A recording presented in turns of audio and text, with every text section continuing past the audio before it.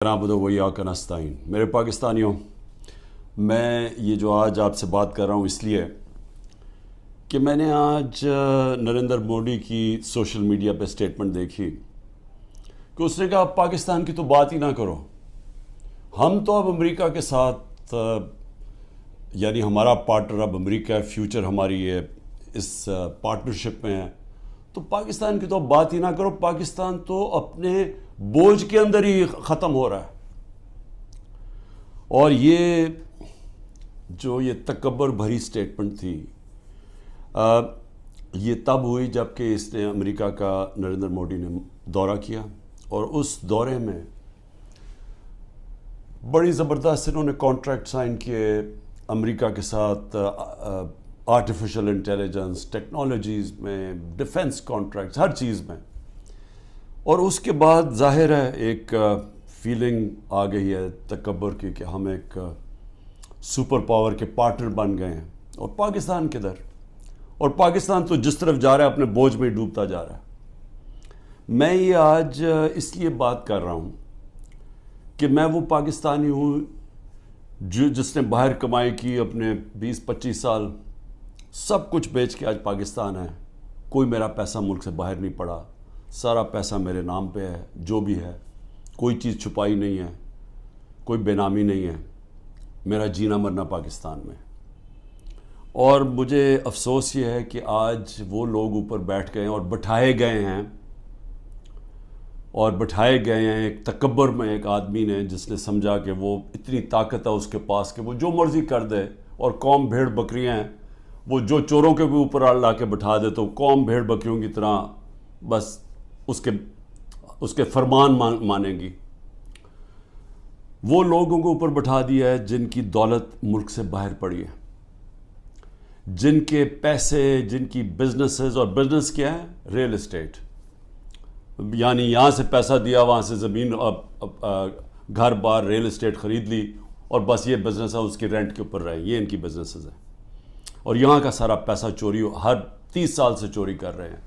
ہدیبہ paper مل میں جب پہلی چیز سامنے آئی تھی، جب اسحاق ڈار نے خود کہا کہ میں منی لانڈرنگ کرتا ہوں، 164 کا بیان لکھوایا کہ میں ان کے پیسے باہر بھیجتا ہوں، اور پھر جو پیسہ ادھر چاہیے ہو وہ پھر وہ ریمیٹنسز دکھا کے یہاں بلایا جاتا ہے فیک اکاؤنٹ سے۔ اور وہاں کوئی قاضی فیملی تھی جس کے اوپر BBC کی بھی ڈاکیومنٹ بنی، اخباروں میں بھی آیا۔ تو یہ 30 سال سے یہ پیسہ باہر بھجوا رہے ہیں، اور یہ آج محب وطن پاکستانی ہیں، اور عمران خان اور اس کے سارے لوگ ہمیں غدار ثابت کرنے کی کوشش کی جا رہی ہے۔ لیکن میں یہ آج اس لیے کہہ رہا ہوں کہ ہماری طرح کے لوگوں جن کا تو جینا مرنا یہاں ہے، جن کے اوپر جتنے مرضی آپ کرپشن کیس کر دیں اور دہشت گردی کے اور قتل کے، میں نے تو یہاں رہ کے ان کا مقابلہ کرنا ہے۔ وہ لوگ جو ہر باری باہر بھاگ جاتے تھے، جب موقع ملتا تھا پاور سے باہر ہاتھ جوڑ کے تو باہر بھاگ جاتے تھے، اور پھر ڈیل NRO کر کے واپس آ جاتے تھے۔ تو وہ لوگ آج اس ملک کے فیصلے کر رہے ہیں اور اوپر بیٹھے ہوئے ہیں، اور اسٹیبلشمنٹ ان کے ساتھ کھڑی ہوئی ہے۔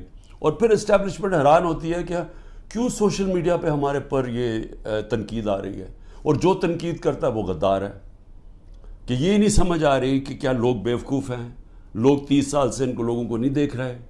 اب یہ سوچیں کہ یہ پھر سارے باہر چلے گئے ہیں، ملک سے باہر ان کی میٹنگز ہوتی ہیں، عیدیں باہر ہوتی ہیں، بچے باہر ہیں، علاج ان کا باہر ہے، اور یہ ہے محب وطن پاکستانی۔ تو مجھے تکلیف اس لیے ہے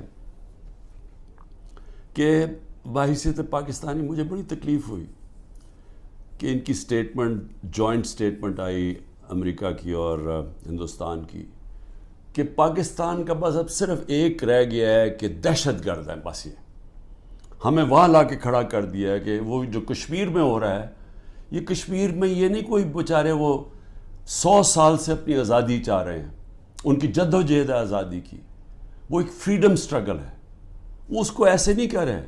یہ جی پاکستان وہاں دہشت گردی کروا رہا ہے، کراس بارڈر ٹیررزم، وہاں سٹیٹمنٹ دے دیا انہوں نے۔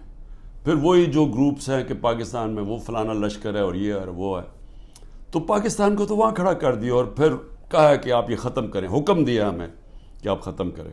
اور میں آپ کو یقین دلاتا ہوں کہ اس حکومت سے کوئی سٹیٹمنٹ نہیں آئے گی اس کے خلاف، کبھی پرائم منسٹر کے منہ سے کچھ نہیں نکلے گا، کبھی وہ جو باہر بیٹھا ہوا ہے لنڈن میں سزائے یافتہ وہ کبھی بولے گا نہیں، زرداری کبھی نہیں بولے گا، کیونکہ ان کے اربوں ڈالر ملک سے باہر پڑے ہیں، اربوں روپیہ ان کا باہر پڑا ہے اور ان کو سب کو پتہ ہے ان کا پیسہ باہر پڑا ہے۔ جب آپ کا وہ جب بھی چاہیں ان کے قانون ہیں، وہ سارے ان کی ایجنسیز پتہ چلوا لیتی ہیں کہ کس کا کیا پیسہ پڑا، اور یہ جب جواب نہیں دیتے اور یہ سمجھتے ہیں کہ ہم جناب ان کے جب جوتے وغیرہ پالش کریں گے تو وہ ہمارے سے بڑے اچھے ہو جائیں گے۔ اور بلاول بھٹو کی پتہ نہیں کتنے اس نے اربوں روپیہ خرچ کیا اپنے دوروں کے، ہر دوسرے دن امریکہ گیا ہوتا تھا، انہوں نے بھی بڑی خدمت کی ہے، سب وہاں ان کو خوش آمد کرنے میں آگے تھے۔ تو یہ نتیجہ ملا ہے کہ آج وہ جن کی 14 مہینے سے یہ خدمت کر رہے ہیں، انہوں نے ان کے اوپر ایک ایسی سٹیٹمنٹ دی ہے کہ پاکستان کی حیثیت بتا دی ہے۔ ہندوستان ہے اگلا، آپ نے ہندوستان کے اگر اسی طرح ان کے چیلے بن کے رہنا تو ٹھیک ہے، نہیں تو آپ کی کوئی حیثیت نہیں ہے۔ اصل میں اس کا یہ مفہوم نکلا ہے۔ مجھے کیوں تکلیف ہے اس کی؟ کیونکہ میں سمجھتا ہوں کہ یہ ہمارا جو ملک تھا، یہ جس تیزی سے اوپر جا رہا تھا، آپ 60 کی دہائی میں ذرا دیکھیں پاکستان کیسے تیزی سے اوپر جا رہا تھا۔ ہم جب اسٹوڈنٹس تھے پاکستان میں، اسکول میں پڑھتے تھے، تو ایک کانفیڈنس تھا۔ میں جب 70 کی دہائی میں کرکٹ کھیلنے گیا ہندوستان، تو وہ ہمیں اور طرح دیکھتے تھے، ان کو پاکستان کمپلیکس تھا، ہم ہر طرح آگے تھے ان سے۔ پاکستان کی مثال دی جاتی تھی 60 کی دہائی میں کہ ڈیولپمنٹ ماڈل دیکھیں پاکستان کا کتنی تیزی سے ترقی کر رہا ہے ہمارے اوپر۔ بلکہ ایک کتاب بھی کسی نے لکھی تھی کہ ایشین میریکل، کہ یہ وہ جو ملک ہے جو سب سے تیزی سے ایشیا کا کیلیفورنیا بننے جا رہا ہے۔ میرے ساتھ ملیشیا کے شہزادے پڑھتے تھے آگے ہمارے ساتھ HSN میں، یا سارے مڈل ایسٹ سے پاکستان کی یونیورسٹیز میں اسٹوڈنٹس پڑھنے آتے تھے۔ پاکستان کے اندر ایک ہوپ تھی، کانفیڈنس تھا۔ 70 کی دہائی میں جیسا میں ہندوستان گئے تو وہاں میں اور طرح دیکھتے تھے۔ 80 کی دہائی میں بھی ہم جب میچ کھیلنے جاتے تھے تو جب واپس آتے تھے پاکستان تو لگتا تھا کہ غریب ملک سے امیر ملک میں آ گئے ہیں۔ میں 80 کی دہائی کی بات کروں، یہ زیادہ دیر کی بات نہیں ہے۔ جب سے یہ دو خاندان آئے ہیں، 90 کی دہائی سے ہم پیچھے رہنا شروع ہوئے، یہ پیسہ بنانا شروع ہو گئے، ملک پیچھے جانا شروع ہو گیا۔ اور پہلے ہندوستان ہمارے سے آگے نکلا 90 کی دہائی میں، اور اس کے بعد بنگلہ دیش آگے نکل گیا۔ جس بنگلہ دیش کو ہم کہتے تھے ایسٹ پاکستان، بوجھ ہے ہمارے اوپر، ہم امیر ہیں، وہ غریب ملک ہیں، وہاں سائیکلون آتا ہے تو ہمارے اوپر ہمیں ان کے پیسے دینے پڑتے ہیں۔ یہ میں اپنے کانوں سے باتیں سنی ہوئی ہیں۔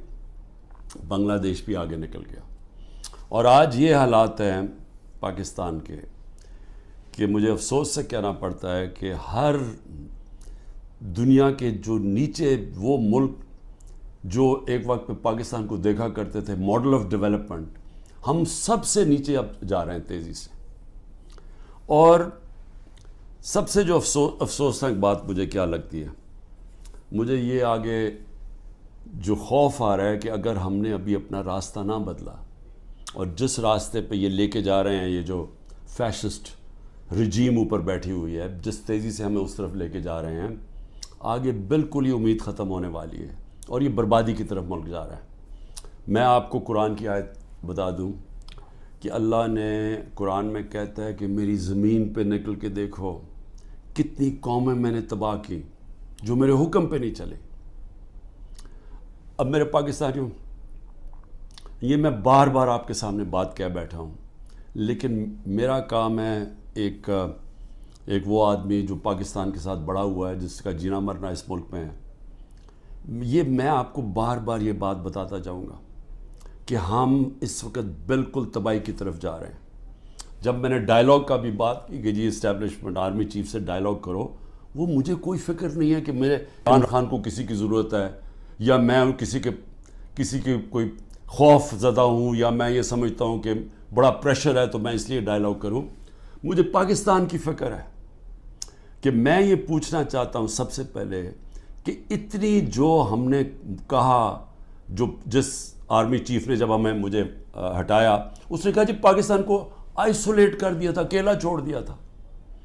مجھے یہ بتائیں کہ جب ڈونلڈ ٹرمپ نے ایسی سٹیٹمنٹ دی تھی، پریزیڈنٹ نے، میں جب پرائم منسٹر تھا، اس نے کہا پاکستان دہشت گردی میں شامل، میری ابھی بھی ٹویٹ پڑھ لیں، میں نے اس کو جواب دیا، میں نے کہا پہلے آگاہ کرو کہ پاکستان نے کہ کس طرح کی دہشت گردی کی جنگ لڑی ہے، ہم نے کیسی قربانی دی۔ اسی ڈونلڈ ٹرمپ نے مجھے امریکہ دعوت دی، اور جو میرے ساتھ تھے، جس طرح کا پروٹوکول مجھے دیا، ذرا بتائیں کبھی کسی پاکستانی پرائم منسٹر کو ملا ہے؟ اس نے عزت بھی دی، اس کے سامنے میں نے کشمیر کی بات کی، اس نے کہا کہ میں کوشش کروں گا کشمیر کا مسئلہ حل کرنے کے لیے، ان کی جرت نہیں ہے نام لینے کے لیے کشمیر کا۔ اس کے بعد اس نے سارے میرے اور میرے ڈیلیگیشن کو سارے وائٹ ہاؤس کا خود دورہ کروایا، ٹور کروایا، عزت دی۔ میں یہ کیوں کہہ رہا ہوں؟ کیونکہ میں مغربی ذہن کو سمجھتا ہوں۔ آپ اگر ان کے نیچے ان کے سمجھتے ہیں کہ ان کے جوتے پالش کرنے سے وہ آپ کی بڑی کوئی رسپیکٹ کریں گے، وہ آپ کو حقارت سے دیکھتے ہیں۔ وہ سمجھتے ہیں جو اپنے ملک کے مفادات کے لیے کھڑا ہوتا ہے وہ عزت کرتے ہیں۔ میں یہ کہہ کے تھک گیا ہوں کہ مغربی مائنڈ یہ چیزیں سمجھتا ہے۔ میں جب کہتا تھا کہ وار آن ٹیرر ہمیں امریکہ کی جنگ میں نہیں پڑنا چاہیے، تو ان سب کو پتا تھا جب میں امریکہ گیا ہوں کہ میں نے ان کی جنگ کی مخالفت کی تھی کہ ہمیں نہیں شرکت کرنی چاہیے، کیونکہ ان کو پتا تھا میں پاکستان کا سوچ رہا ہوں۔ میرے ملک کے 80,000 لوگ اس کے اندر شہید ہوئے تھے، ہماری جنگ نہیں تھی۔ تو میں جب ان کی تنقید کرتا کہ ان کی جنگ میں نہیں ڈال، وہ سمجھتے ہیں کہ یہ ایک آدمی اپنے ملک کی بات کر رہا ہے۔ میں نے جب ان کو کہا افغانستان کے اندر کوئی ملٹری سلوشن نہیں ہے، تو ان کے سینیٹر لنزی گرام، یہاں تکڑا سینیٹر ریپبلکنز کا، اس نے پاکستان آ کے بیان دیا کہ عمران خان ٹھیک کہہ رہا تھا، کہ وہ اس چیز کی رسپیکٹ کرتے ہیں۔ یہ جو جا کے جناب فورن منسٹر بلاول بھٹو ہر دوسرے پہنچ کے اچھی انگریزی بولتا ہے، اس سے وہ متاثر نہیں ہوتے۔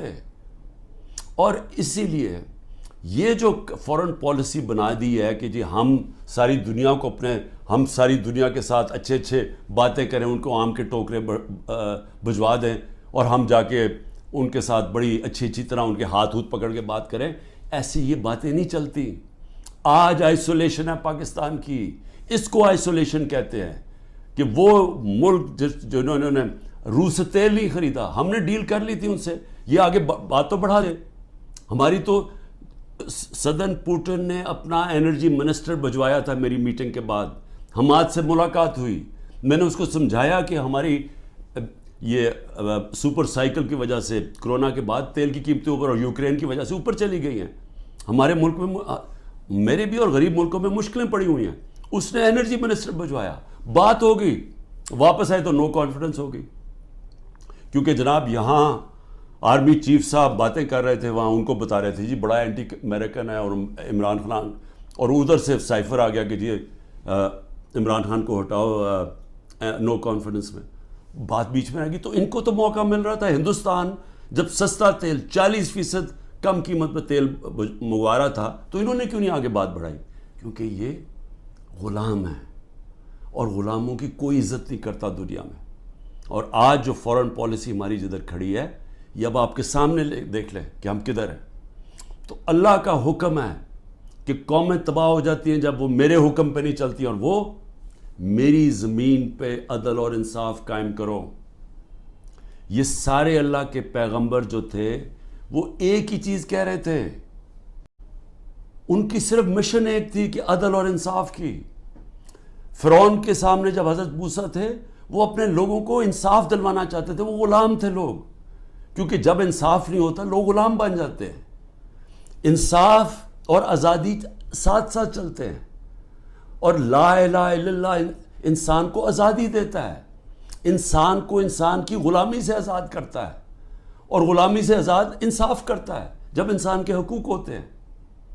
تو جو پاکستان میں حالات ہیں، پہلے ہی ہمارا نمبر، یہ جو کریک ڈاؤن سے پہلے 140 ملکوں میں پاکستان کا انصاف کے انڈیکس میں ہم 129 تھے۔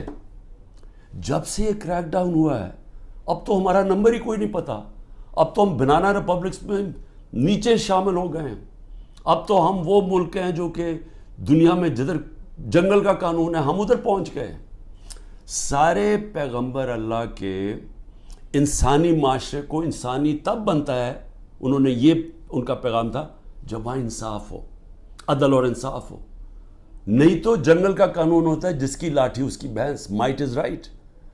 اب پاکستان میں جو آج قانون لے آئے ہیں, مجھے بتائیں اس کا کیا مستقبل رہ گیا. اب آج مجھے بتائیں کون پاکستان کے اندر آ کے اپنے پیسے انویسٹ کرے گا.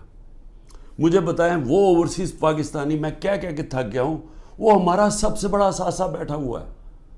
آپ ذرا سوچیں تو صحیح وہ آج کیا کر رہے ہیں. ذرا اوورسیز پاکستان کی کوئی ان کی رائے تو لے کہ وہ آج پاکستان کو کیا کہہ رہے ہیں, وہ کس طرح پاکستان کو دیکھ رہے ہیں. تکلیف میں ہیں کہ ملک کو بنانا ریپبلک بنا دیا ہے.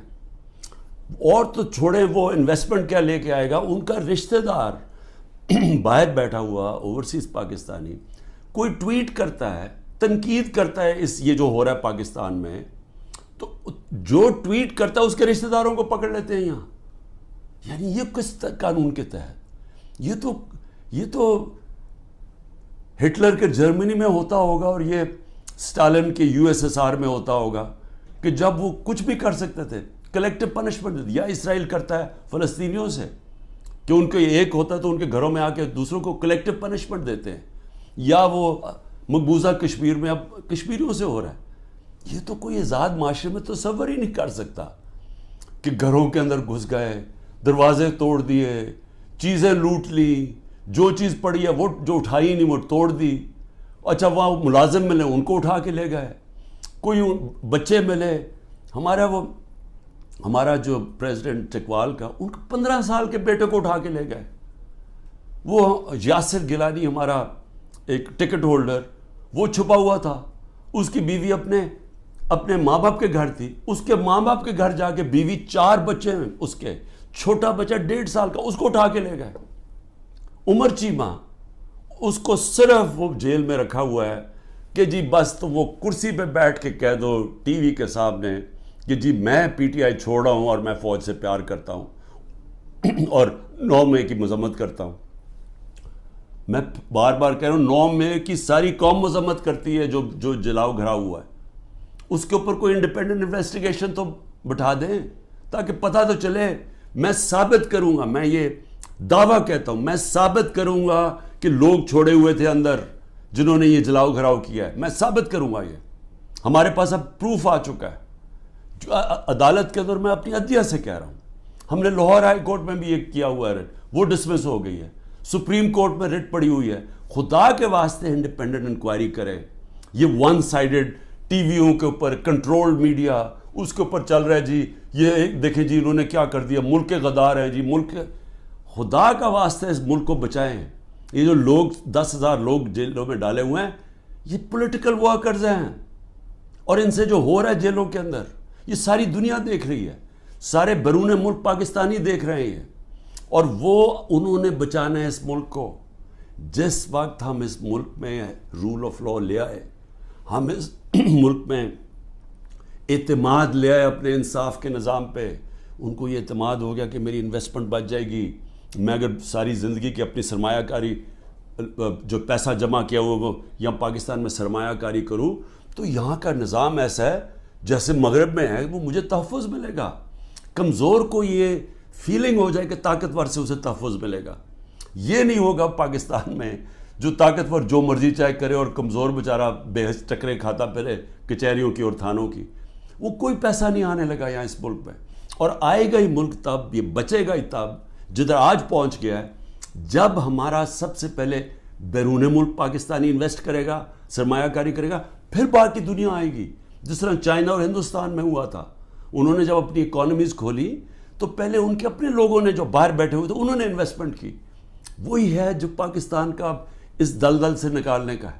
لیکن یہ جو نظام ہے یہ تو مزید اور ہمیں ادھر لے کے جا رہا ہے کہ جدھر نریندر مودی کہہ رہا ہے کہ جی اپنے بوجھ پہ گرنے لگا پاکستان.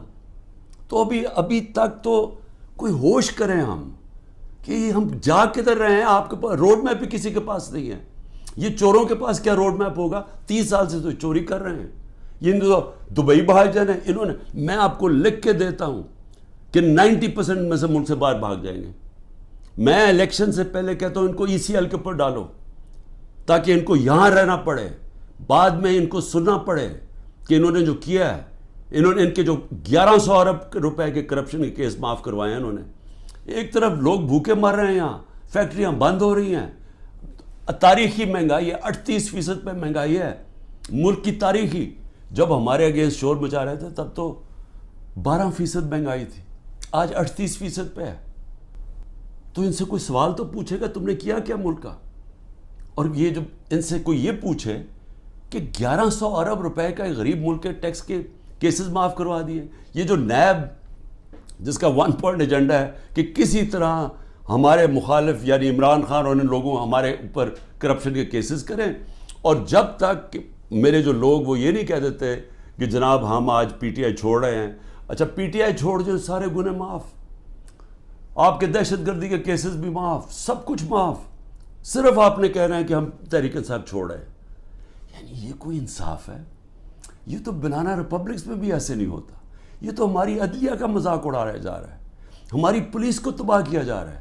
جو پولیس ہے, آپ جب پولیس کو یہ موقع دیتے ہیں کسی کے گھر توڑ کے صبح کے 3 بجے جا کے گھر تباہ کر دیں اور لوٹ لیں اس کو, تو کیا پولیس ٹھیک رہ جائے گی؟ دنیا جس پولیس کا کام ہے حفاظت کرنا لوگوں کی جان اور مال کی, اس کو آپ کہہ رہے ہیں کہ لوگوں کا مال لوٹو جا کے, اور بزنس بنی ہوئی ہے. ہاں جی, جیو فینسنگ میں آپ کا نام آ گیا, اچھا جی آ جائیں آپ کو, کیونکہ نامعلوم افراد میں انہوں نے 20,000 کے نام دے دیے, کسی کو بھی پکڑ لیں, اسے کہتے ہیں اچھا جی آپ کا نام آ گیا.